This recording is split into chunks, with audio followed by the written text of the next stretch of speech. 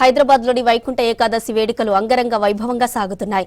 తెల్లవారుజాము నుంచే సిటీలోని ప్రధాన ఆలయాలకు భక్తుల రద్దీ కొనసాగుతుంది.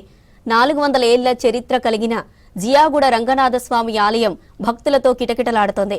ఉత్తర ద్వారం నుంచి భక్తులకు స్వామి దర్శనం ఇస్తున్నారు. స్వామివారి దర్శనం కోసం 2 కిలోమీటర్ల మేర భక్తులు క్యూ కట్టారు. ఇక రంగనాథస్వామి ఆలయంలో ముక్కోటి ఉత్సవాలకు సంబంధించిన మరిన్ని అప్డేట్స్ మా ప్రతినిధి కల్పన అందిస్తారు. కల్పన, ఓవర్ టు యు. ఏకాదశి సందడి మొదలైందనే చెప్పుకోవచ్చు. ఈరోజు ఉదయం నుంచి ప్రత్యేకంగా మహావిష్ణువు ఆలయాలన్నీ కూడా మనకు భక్తులతో కిక్కిరిసిపోయి కనిపిస్తూ ఉన్నాయి. ప్రస్తుతం నేను ఓల్డ్ సిటీలో ఉన్న జియాగూడలోని రంగనాథ స్వామి ఆలయంలో ఉన్నాను. ఒక్కసారి కూడా మనం ఆలయ ప్రాంగణం అంతా కూడా చూసుకోవచ్చు. ఉదయం నుంచి కూడా పెద్ద ఎత్తున భక్తులంతా వచ్చి ఆ రంగనాథ స్వామిని దర్శించుకుంటూ ఉన్నారు. ఇక ప్రతి ఏటా ఇక్కడ వైకుంఠ ఏకాదశి, ముక్కోటి ఏకాదశి ఎంతో ఘనంగా జరుగుతూ ఉంటుంది. అదేవిధంగా ఈసారి కూడా వచ్చే భక్తుల కోసం అన్ని ఏర్పాట్లు చేయడం జరిగింది. దాదాపు 2 కిలోమీటర్ల మేర కూడా మనకు క్యూ లైన్ ఉందనే చెప్పుకోవచ్చు. అంత ఘనం కూడా మనకు భక్తులంతా వచ్చి రంగనాథ స్వామిని ఈ రోజు ఉత్తర ద్వారం గుండా దర్శనం చేసుకునేందుకు కూడా వేచి చూస్తూ ఉన్నారు.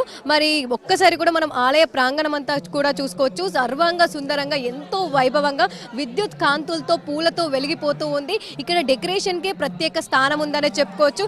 ఎందుకంటే ప్రతి ఏటా వైకుంఠ ఏకాదశి రోజు ప్రతి ఏటా ఒక్కో రకమైన డెకరేషన్, ఒక్కో రకమైన ఆలయాన్ని సుందరంగా కూడా తీర్చిదిద్దుతూ ఉంటారు. అదే విధంగా ఈ సంవత్సరం కూడా తీర్చిదిద్దారు. ఇక మహావిష్ణువుకి సంబంధించిన అవతారాలన్నీ కూడా మనం చూసుకోవచ్చు. మత్స్యావతారం కావచ్చు, అదే విధంగా కూర్ణావతారం కావచ్చు, నరసింహస్వామి కావచ్చు, ఇలా ప్రతి ఒక్క అవతారం కూడా మనకు ఇక్కడే భక్తులకు కల్పించే విధంగా కూడా ఇక్కడ మనకు ఏర్పాటు చేయడం జరిగింది. మరి ఆలయంకి సంబంధించిన ప్రధాన అర్చకులు ఉన్నారు. ఒకసారి వారితో కూడా మాట్లాడదాము. ఈ సంవత్సరం గాను ఏ విధంగా ఉంది ఇక్కడ వైకుంఠ ఏకాదశి, దాంతో పాటు ముక్కోటి ఏకాదశికి సంబంధించి ప్రత్యేకత ఏంటి, ఉత్తర ద్వార దర్శనం చేసుకుంటే ఎలాంటి కటాక్షం లభిస్తుందో తెలుసుకుందాం. నమస్కారం అండి. జై శ్రీమన్నారాయణ.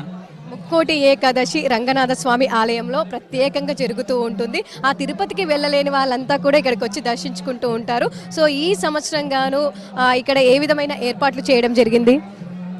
జై శ్రీమన్నారాయణ. మన చారిత్రాత్మక జియాగూడ శ్రీ రంగనాథ స్వామివారి దేవస్థానంలో విశేషించి దూర ప్రాంతమైనటువంటి తిరుమల, శ్రీరంగం వంటి క్షేత్రాల్లో ఈ వైకుంఠ ద్వార దర్శనాన్ని చేసుకోలేని భక్తుల కోసమని విశేషించి మన ఆలయంలో అదే విధంగా తిరుమలలో ఏ విధంగా అయితే స్వామివారిని మనం అలంకరిస్తామో అటువంటి రూప సౌందర్యంతో ఈ ఆలయాన్ని అలంకరించి స్వామివారిని కూడా అలంకరించి భక్తులందరికీ కూడా ఆ విధంగా అటువంటి అనుభూతి కలిగే విధంగా ఇక్కడ మనము ఈ రంగనాథ స్వామివారి దేవాలయాన్ని అలంకరించుకున్నాము. సో ముఖ్యంగా చూసుకున్నట్టయితే ఉత్తర ద్వార దర్శనం కావచ్చు, ముక్కోటి ఏకాదశి ప్రత్యేకత ఏంటి? ముక్కోటి ఏకాదశి అంటే మనకి దీన్ని వైకుంఠ ఏకాదశి అని దానికి మొట్టమొదటి పేరు. పూర్వము బ్రహ్మదేవుడు సృష్టి అయిన తర్వాత బ్రహ్మదేవుడు విష్ణుమూర్తి వద్ద నుండి వేదాలని అభ్యసించాడు. ఆ సమయంలో బ్రహ్మదేవుడి యొక్క కొన్ని రకమైనటువంటి గుణాల చేత, అంటే మందబుద్ధి అని చెప్పచ్చు, లేదా కొద్దిగా నిశ్రద్ధ ద్వారా ఆ యొక్క భగవంతుడి చెవుల నుండి మధుకైటబులు అనేటటువంటి 2 రాక్షసులు ఉద్భవించడం జరిగింది. వారిద్దరు కూడా బ్రహ్మదేవుడి వద్ద నుండి ఆ యొక్క విద్యని అపహరించి తీసుకువెళ్ళిపోయారు. ఆ సమయంలో శ్రీ మహావిష్ణువు వారితో యుద్ధాన్ని ఆచరించి ఆ వేద విద్యలన్నింటినీ కూడా తిరిగి బ్రహ్మదేవుడికి ఉపదేశం చేశాడు. ఆ సమయంలో వారితో యుద్ధం జరిగినప్పుడు ఆ మధుకైటబులు అనే రాక్షసులు ఇద్దరు కూడా శ్రీ మహావిష్ణువు ఈ విధంగా కోరుకుంటారు, మాకు తప్పనిసరిగా వైకుంఠ ప్రాప్తి కలిగే విధంగా మాకు ముక్తిని ప్రసాదించు స్వామి అని శ్రీ మహావిష్ణువుని కోరగా, మరి ముక్తి కలగాలి అంటే కొన్ని క్వాలిటీస్ ఉంటాయి. దాన్ని రూల్ పెట్టినదే శ్రీ మహావిష్ణువు. దాన్ని బ్రేక్ చేయడం సౌకర్యకరంగా ఉండదు. కాబట్టి ఆయన పెట్టుకున్న ప్రోటోకాల్ ఆయన బ్రేక్ చేయలేడు కదా. అందుకోసమని వైకుంఠంలోనే ప్రత్యేకంగా ఇంకో ద్వారాన్ని ఏర్పరిచాడు, ఉత్తర ద్వారము అని. అయితే ఈ ఏకాదశి నాడు ఆ ఉత్తర ద్వారం ద్వారా ఆ మధుకైటబులిద్దరికి కూడా స్వామి దర్శనం ఇచ్చాడు. కాబట్టి వైకుంఠ ఏకాదశి అంటారు. అదేవిధంగా అదే సమయంలో ముక్కోటి దేవతలందరూ కూడా, బ్రహ్మాదులు, అదేవిధంగా పరమశివుడు వంటి ముక్కోటి దేవతలందరూ కూడా ఈ యొక్క ఏకాదశిని సేవించారు. కాబట్టి ముక్కోటి ఏకాదశి అనే ప్రాముఖ్యత నామం ఈ ఏకాదశికి వచ్చింది. ఉత్తర ద్వార దర్శనం కావచ్చు, ఈ రంగనాథ స్వామి ఆలయంలో ఎన్ని రోజుల పాటు భక్తులకు కల్పించే అవకాశం ఉంది? ఉత్తర ద్వార దర్శనం చేసుకుంటే ఎలాంటి పుణ్యం, కటాక్షం లభిస్తూ ఉంటుంది స్వామి? ఉత్తర ద్వార దర్శనాన్ని మన జియాగూడ రంగనాథ స్వామివారి దేవాలయంలో 5 రోజుల పాటు భక్తుల సహకారం కోరి 5 రోజుల పాటు నిర్వహిస్తూ ఉన్నాము. ప్రతిరోజు ఉదయము 6 గంటలకి మనకి ఈ రోజు వైకుంఠ ఏకాదశి రోజు 24 గంటలు కూడా, అంటే రేపు అర్ధరాత్రి 2:30 గంటల వరకు కూడా ఈ ఆలయం తెరిచే ఉంటుంది. మళ్ళీ తిరిగి రేపటి నుండి ఉదయం 5 గంటల నుండి సాయంకాలము 10 గంటల వరకు కూడా ఈ యొక్క ఉత్తర ద్వార దర్శన వైకుంఠ ఏకాదశి దర్శనాన్ని కల్పిస్తున్నాము. అదేవిధంగా వైకుంఠ ఏకాదశి నాడు వైకుంఠ ద్వార దర్శనం చేసుకోవడం ద్వారా సకల పాపాలు విధిర్ముక్తులయ్యి కోరిన కోరికలు తీర్చి వారికి ముక్తిని ప్రసాదిస్తాడు శ్రీ మహావిష్ణువు అని మనకి పురాణాలు ఆగమశాస్త్రాలు తెలియజేస్తున్నాయి.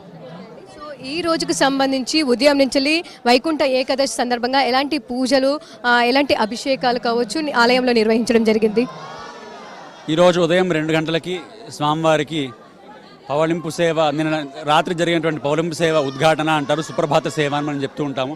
స్వామివారికి 2 గంటలకి సుప్రభాత సేవ, అదేవిధంగా స్వామివారికి అభిషేకము, నవకలశ స్థపనము అంటారు. 9 కలశాలతోని పాలు, పెరుగు, తేనె, పండ్ల రసాలతోని, గంగా జలాలతో స్వామివారిని అభిషేకించి వారికి వస్త్రాలంకరణ సమర్పించి తోమాల సేవ అనే కార్యక్రమానికి తిరుమలలో చేస్తూ ఉంటారు. తోమాల సేవ, అదే సేవను ఇక్కడ కూడా మనము వైకుంఠ ఏకాదశి నాడు విశేషంగా తోమాల సేవను జరిపించి, ప్రస్తుతము మనకి ధనుర్మాసం నడుస్తూ ఉంది, అంటే తిరుప్పావై దీక్ష అంటారు దాన్ని. ఆ తిరుప్పావై పఠనము, పాసుర విన్నపము, తీర్థప్రసాద గోష్ఠి తరువాత సుమారు 5:30 గంటలకి మనము స్వామివారి యొక్క వైకుంఠ ద్వార దర్శనాన్ని కల్పించడం జరిగింది. ఇది చారిత్రాత్మకమైన రంగనాథ స్వామి దేవాలయము. దీని 400 సంవత్సరాల చరిత్ర ఉంది. కోనేరు పుష్కరం పైన నిర్మితమైన దేవాలయం ఇది. దాదాపు 160 సంవత్సరాలు మేమే వంశపారంగా ధర్మకర్తలు నిర్వర్తిస్తున్నాము. మా దగ్గర ప్రత్యేకత వైకుంఠ ఏకాదశి అనేది ఒక ప్రత్యేకమైన ఉత్సవం జరుగుతుంది. గత 15 సంవత్సరాల నుంచి దినదిన జరుపుకుంటూ జరుగుతున్నది. దాదాపు ఈ 3 రోజులు 3 లక్షల మంది వస్తారు. వివిధ దేశాల నుంచి పూలు తీసుకొచ్చి అలంకరణ చేస్తుంటాము. తెల్లవారుజామున 2 గంటలకు అభిషేకంతో ప్రారంభమైంది. రాత్రి 2 గంటల వరకు ఉంటుంది. ఈ ఉత్సవానికి ఎలాంటి అవకాశం కలగకుండా పోలీస్ శాఖ వాళ్ళు, మిగతా అన్ని డిపార్ట్మెంట్లు, ప్రభుత్వం సహకరిస్తుంది. ఇంతవరకు దిగ్విజయంగా జరుగుతుంది. దాదాపు ఇప్పటి వరకు 30-40 వేల మంది వచ్చారు. రాత్రి వరకు 1 లక్ష మంది వస్తారని అంచనా వేస్తాం. ఆలయంకి సంబంధించి రాగానే అందరినీ అట్రాక్ట్ చేసేది ఈ అలంకరణే. ఈ అలంకరణ చూడడానికి కూడా చాలా మంది వస్తూ ఉంటారు. ప్రతి ఇయర్ కూడా ఒక్కొక్క రకమైన అలంకరణ ఉంటుంది. మరి ఈ సంవత్సరం గాను ఈ అలంకరణకి ఏ విధంగా ఏర్పాట్లు చేయడం జరిగింది? ఎన్ని రోజుల నుంచి ఈ డెకరేషన్కి సంబంధించి ఏర్పాట్లు చేశారు? గత 15 రోజుల నుంచి ఈ అలంకరణ జరుగుతుందమ్మా. ఈ దేవాలయం యొక్క ప్రత్యేకతనే అలంకరణ. వివిధ దేశాల నుంచి పుష్పాలు తీసుకొస్తూ గత 15 రోజులుగా జరుగుతుంది కార్యక్రమం ఇది.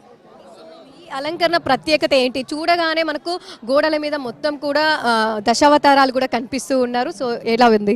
దక్షిణ దేశం సంబంధించిన వైష్ణవ దేవాలయం కాబట్టి చారిత్రాత్మకంగా ఉన్న దివ్య ఆళ్వార్లు అందరూ ఇక్కడ తీర్చిదిద్దామమ్మ ఈ దేవాలయంలో.